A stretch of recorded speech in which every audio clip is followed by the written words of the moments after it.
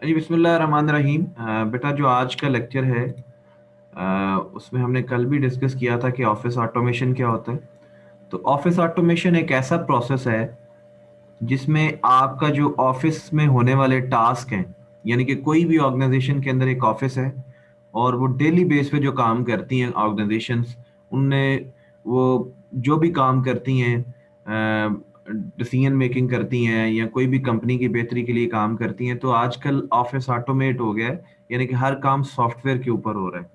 तो वो सॉफ्टवेयर हमें क्या क्या प्रोवाइड करता है? वो कहता है वो एक ऑफिस को ऑटोमेशन में ये प्रोवाइड करता है कि ऑटोमेटिकली डिसीजन मेकिंग भी हो जाती है। डेटा के अंदर कुछ चेंज करना है, मैनिपुलेट करना है तो चेंज भी कर सकते हैं। डॉक्यूमेंट की जिस मर्जी तरह हैंडलिंग करनी हो तो आप हैंडलिंग कर सकते हैं, और उनको कम्युनिकेट भी कर सकते हैं और उनको स्टोर भी कर सकते हैं। ये सब कुछ ऑफिस ऑटोमेशन जो है एक हमारा कंप्यूटर टेक्नोलॉजी के अंदर सॉफ्टवेयर है जो हमें ये चार चीजें प्रोवाइड करता है ऑफिस ऑटोमेशन के अंदर। याद रखना है, जिसने ये चार चीजें लिखी हैं इसका मतलब है उसका ये शॉर्ट क्वेश्चन क्लियर हो गया। तो कहते हैं जी उसके बाद document handling. Document management system क्या होता है? बेसिकली कहता है जी ये कंसिस्ट ऑफ डिफरेंट एप्लीकेशन है इसके अंदर, जिनमें एक एप्लीकेशन है वर्ड प्रोसेसिंग। ठीक है जी, एक डेस्कटॉप पब्लिशिंग है, रेप्रोग्राफिक है, इमेज प्रोसेसिंग है, स्टोरेज एप्लीकेशन है। ये सारी की सारी एप्लीकेशंस हैं जो डॉक्यूमेंट मैनेजमेंट सिस्टम के अंदर यूज होती हैं। ठीक है जी।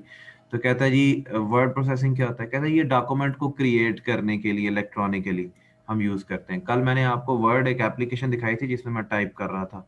बेसिकली वो एक एप्लीकेशन है जिसके अंदर इलेक्ट्रॉनिकली आप एक डॉक्यूमेंट को, सॉफ्ट कॉपी को क्रिएट कर सकते हैं। वो चाहे आप उस पर लेटर बनाएं, चाहे कोई प्रपोजल बनाएं, कोई चीज़ आपने किसी को रिक्वेस्ट करनी है या कोई चीज़ मंगवानी होती है किसी ऑर्गेनाइजेशन के अंदर तो उसका प्रपोजल बनाया जाता है। कोई रिपोर्ट बनानी है, कितने बच्चे फेल हुए, कितने पास हुए, कोई ब्राउचर बनाना है, सब कुछ वर्ड प्रोसेसिंग एप्लीकेशन सॉफ्टवेयर है। इसको हम इंस्टॉल करते हैं, मोबाइल के ऊपर भी हो जाता है, डेस्कटॉप के ऊपर भी हो जाता है, तो हम ये सारे काम इसके ऊपर परफॉर्म कर सकते हैं। डेस्कटॉप पब्लिशिंग क्या होती है? ये डॉक्यूमेंट को अट्रैक्टिव बनाने के लिए यूज होता है, यानी कि इसके अंदर कोई फोटो लगा दी, ग्राफिक लगा दिए और डॉक्यूमेंट बड़ा अट्रैक्टिव हो जाता है। यार जिसके अंदर ग्राफिक और फोटोज यूज हो जाए वो डॉक्यूमेंट अट्रैक्टिव हो जाता है। कहते हैं उसको बनाने के लिए एप्लीकेशन यूज की जाती है जिसको उसके बाद फिर डॉक्यूमेंट को पब्लिश किया जाता है। इस ऐसे ऐसी एप्लीकेशन को डेस्कटॉप पब्लिशिंग एप्लीकेशन बोला जाता है।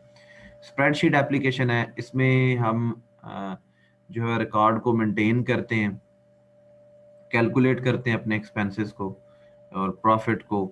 यानी कि एक्सपेंसेस जो अखराजात घर में आते हैं और कितना प्रॉफिट हुआ या लॉस हुआ, या हम किसी भी अगर एक दुकान भी छोटी सी रखी है तो ये स्प्रेडशीट वाला सॉफ्टवेयर हम ले लेना, तो ये रोज एंड कॉलम की फॉर्म के अंदर हम ना एक टेबल उसके अंदर पहले से ही बने होते हैं, उसके अंदर हम बता देते हैं आइटम्स परचेज, और आइटम परचेज इतनी हुई है और इतना, उसके बाद एक कॉलम बना देते हैं लॉसेस का और एक प्रॉफिट का, और कितना लॉस हुआ है और कितना लॉस हुआ है और कितना प्रॉफिट हुआ है। तो ये सारे एक्सपेंस को हम ऑटोमेटिकली जो है वो स्प्रेडशीट के ऊपर कैलकुलेट कर सकते हैं, और इवन कि इसके ऊपर मैथमेटिकल फार्मूलाज लगा सकते हैं, स्टैट को यूज कर सकते हैं। ठीक है जी।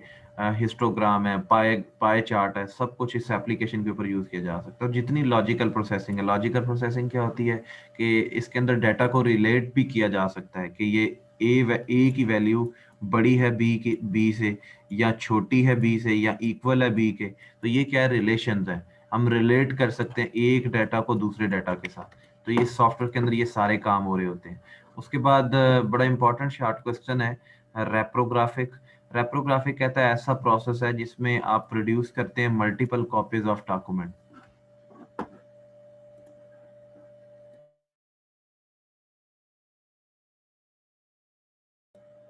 तो कहते हैं रेप्रोग्राफिक रिप्रोड्यूस करना, यानी कि आपने एक डॉक्यूमेंट बनाया और उसकी मल्टीपल कॉपीज बनाते जाएं। ठीक है, एक डॉक्यूमेंट बनाया किसी भी सॉफ्टवेयर में, उसकी मल्टीपल कॉपी को रिप्रोड्यूस करना, उसको हम रेप्रोग्राफिक बोलते हैं। ठीक है जी, सिंपल इज दैट। कोई भी कॉपी आपने किसी भी सॉफ्टवेयर पे बनाई है, डॉक्यूमेंट बनाया और उसकी कॉपीज क्रिएट करते जा रहे हैं, वो रिप्रोड्यूस हो रही है उसकी मल्टीपल कॉपीज डॉक्यूमेंट की। इमेज प्रोसेसिंग क्या है? इसमें इसको हम यूज करते हैं स्कैन करने के लिए और इमेज को स्टोर करने के लिए कंप्यूटर के अंदर। इमेज प्रोसेसिंग है, इसके लिए एक डिवाइस यूज होती है स्कैनर, जो इमेज को स्कैन करती है और कंप्यूटर को देती है, और कंप्यूटर उसके ऊपर डिजिटल, और वो जब स्कैन करती है तो इमेज की फॉर्म में हमें दिखाई देती है। तो हम इसको मॉडिफाई भी कर सकते हैं। इमेज प्रोसेसिंग का मतलब ही होता है कि इमेज के ऊपर कोई काम करना, और इमेज के ऊपर क्या, इमेज को जब स्कैन कर लेते हैं, उसको स्टोर कर लेते हैं कंप्यूटर में, उसको मॉडिफाई भी किया जा सकता है और उसकी क्वालिटी को इम्प्रूव भी किया जा सकता है। अक्सर हमने जब तस्वीर खिंचवाने जाते हैं ना पासपोर्ट साइज की, तो हमने सही तरह कपड़े ना भी पहने हो तो वो हमें, हमारे बॉयज के क्या करता है, लड़कों के क्या करते हैं कि वो खुद ही पैंट कोट लगा देते हैं उसको, ठीक है। और अगर वो तस्वीर थोड़ी सी खराब हो तो उसको वो सारा साफ साफ सुथराई करके उसकी पिक्चर बिल्कुल क्लियर आती है, मुंह पे एक भी दाग नहीं नजर आता। तो वो क्या करते हैं, मॉडिफाई करते हैं जिससे पिक्चर की क्वालिटी इंप्रूव हो जाती है। तो ये इमेज प्रोसेसिंग है बेसिकली, ठीक है। अच्छा, उसके बाद हमारे पास टॉपिक आता है message handling system.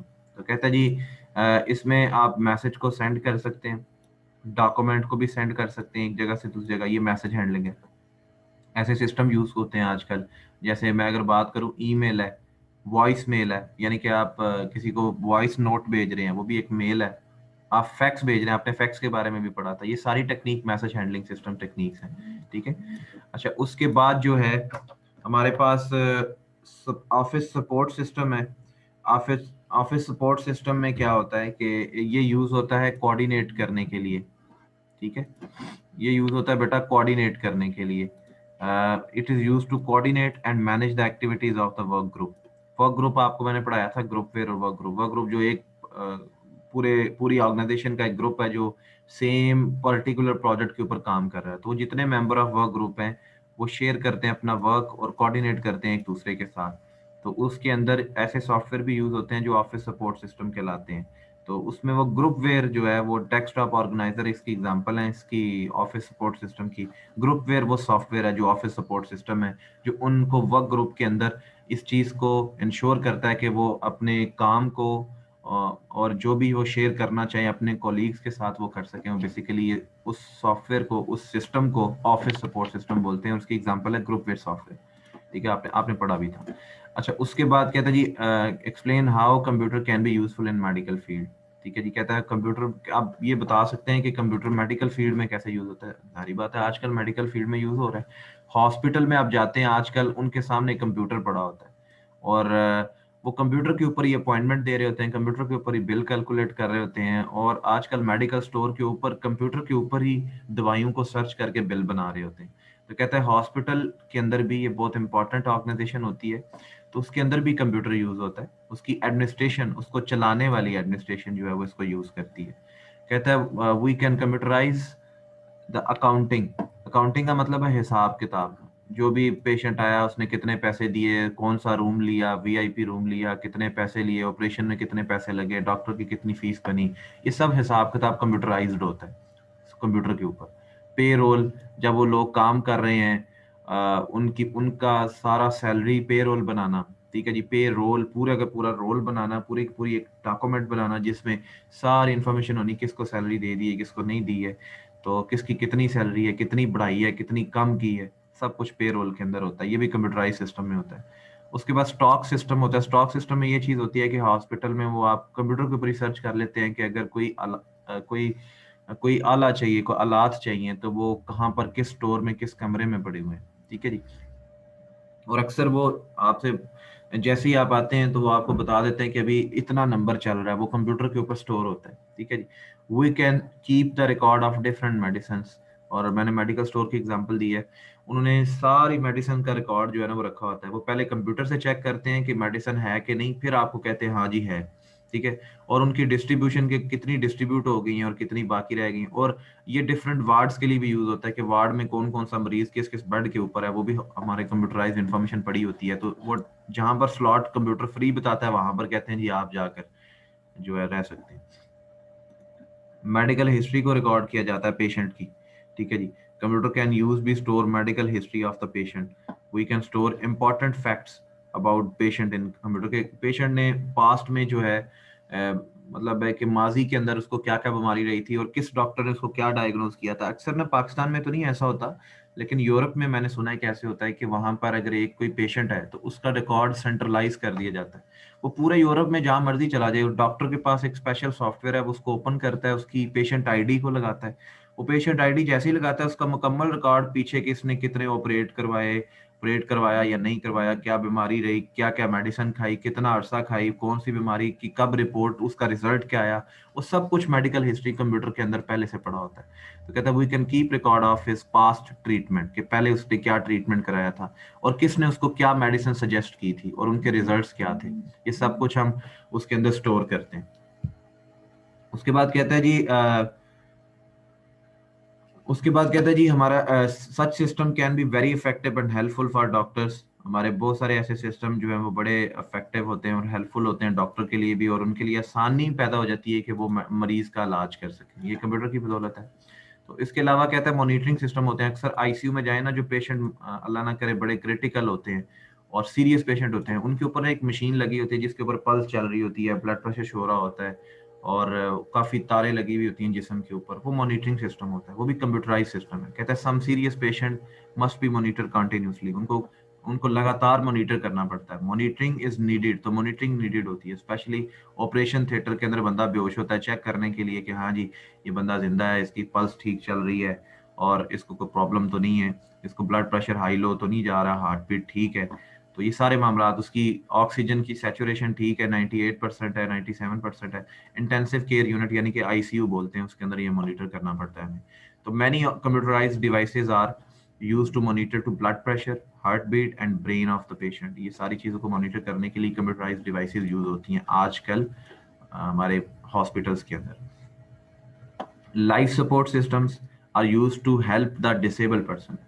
Life support system है कि अगर कोई बंदा सुन नहीं सकता, आपने देखा होगा कि कुछ लोगों ने कानों के अंदर आलात लगाए होते हैं कि वो उस आले की मदद से, वो उस डिवाइस की मदद से सुन पाते हैं, ठीक है जी। तो इसी तरह जो डेफ पर्सन होते हैं, many devices are use that help deaf person to hear, ठीक है जी, जो बहरे लोग हैं उनको सुनने में हेल्प मिलती है। आजकल कहता है साइंटिस्ट जो है वो ट्राई कर रहे हैं ऐसी डिवाइस जो ब्लाइंड पर्सन देख सकें, देख तो नहीं सके लेकिन सेंस कर सकेंगे उस डिवाइस की बदौलत, ठीक है जी। उसके बाद डायग्नोसिस ऑफ डिजीज, आजकल हम आगा खान लेबोरेटरी में जाते हैं, इस तरह शौकत खानम है, चुगताई लैब है, ये बड़ी बड़ी फेमस लैब्स हैं। इनके अंदर हम जाते हैं तो सारा हमारा जो इनके पास मशीन्स पड़ी हुई हैं वो सारी कंप्यूटराइज्ड है। आजकल टेस्ट में तो देर ही नहीं लगती है, आपने एक टेस्ट दिया है, वो चाहें तो आपको 1 घंटे के अंदर टेस्ट दे दें, वो चाहें तो 10-20 मिनट के अंदर टेस्ट दे दें। वो देर क्यों लगाते हैं? क्योंकि और भी पेशेंट होते हैं। तो ये मशीन की बदौलत जो है वो जल्दी से टेस्ट हो जाता है। उनके अंदर डिफरेंट सॉफ्टवेयर अवेलेबल होते हैं जो स्टोर करते हैं पेशेंट के डिजीज से रिलेटेड उसका डेटा और उनके सिम्टम्स, ठीक है। अच्छा, डायग्नोज का मतलब ये होता है कि बीमारी क्या है, उसको जांच पड़ताल करना उसकी। तो कहता है आजकल ऐसे बहुत सारे डॉक्टर्स के पास ना सॉफ्टवेयर हैं, वो बड़े एक्यूरेट सॉफ्टवेयर हैं, वो पेशेंट के सिम्टम्स सुनते हैं, लिखते जा रहे होते हैं कंप्यूटर पे, वो लिखते जाते हैं, वो डायग्नोसिस जैसे ही वो एक क्लिक करते हैं उसके बाद वो उसकी बीमारी डायग्नोज हो जाती है और जो पॉसिबल सिम्टम होते हैं उसके मुताबिक उसको वो दवाई दे देता है। Diagnosis of disease is possible by entering the symptom of the patient, ठीक है जी। हम वो कंप्यूटर के अंदर उसके सिम्टम एंटर करते हैं, उसके अकॉर्डिंगली कंप्यूटर वो सॉफ्टवेयर जो है वो हमें मेडिसिन को सजेस्ट कर देता है कि इसको ये दें, इसको ये बीमारी लग रही है, इसको ये दें। और उसके अलावा रिपोर्ट भी की जाती है डायग्नोज करने के लिए। अक्सर डॉक्टर जो है वो देखते बाद में, पहले कहते हैं रिपोर्ट करवा के, ठीक है जी। तो कहता है different computerized devices are used in laboratories for different test of blood. हम ब्लड देते हैं वहां पर और वो बेसिकली सारे कंप्यूटराइज्ड टेस्ट होते हैं। चलिए आज के लिए इतना ही काफी है। अब आपका टेस्ट स्टार्ट करते हैं।